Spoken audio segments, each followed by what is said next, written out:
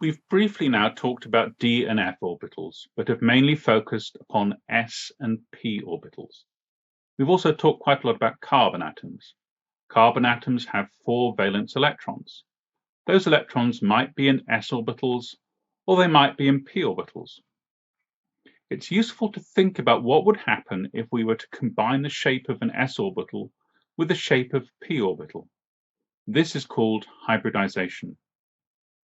And to come up with this new shape, we need to think of electrons not only as particles, but also as waves. When 2 waves come together, there are 2 possible results.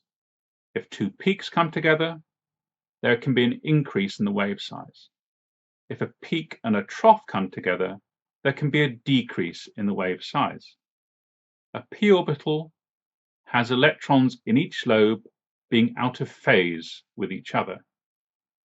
So when a plus, and that's in terms of the phase of the wave, not in terms of the charge, a plus s orbital comes together with a p orbital that has a plus lobe and a minus lobe, we result in a shape that is similar to the p orbital, but one lobe is now larger than the p orbital and one lobe is smaller than the p orbital. Because we're combining one s orbital with 3 p orbitals, we call this new shape sp3. It was first postulated by Linus Pauling. We know now from evidence this is not exactly what happens, but it's become a very useful abbreviation and is commonly used in chemistry today. So, the sp3 orbitals, 4 of them, are coming out of a carbon atom. The carbon atom positions these orbitals as far away from each other as possible. With this information, we know there can only be one shape that would come about. But we must start to think in 3D. 3D is extremely important for chemistry, so begin harnessing those skills today.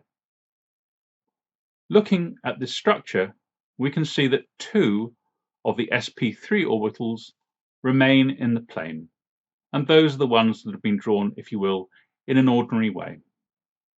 One of the sp3 orbitals is colored in black, and that is coming straight towards you. The other is a dotted line, and that's going behind the screen. So that is the sp3 orbitals around a carbon. What about a real molecule? Let's think about methane, a very simple molecule. Each one of the carbon's sp3 orbitals leads to a bond with a hydrogen s orbital, and this is the shape that results. We can draw this in Kekulé form as well. Notice that 2 of the carbon-hydrogen single bonds are just drawn straight. These are in the plane. One is an extra thick bond drawn like a triangle. This is coming out of the plane, and then there's another carbon-hydrogen bond that's drawn with dotted lines. This is going back into the plane. When we look at methane, we observe that the carbon-hydrogen bond is 110 picometers. Also, that the angle between 2 of the carbon-hydrogen bonds is 109.5 degrees.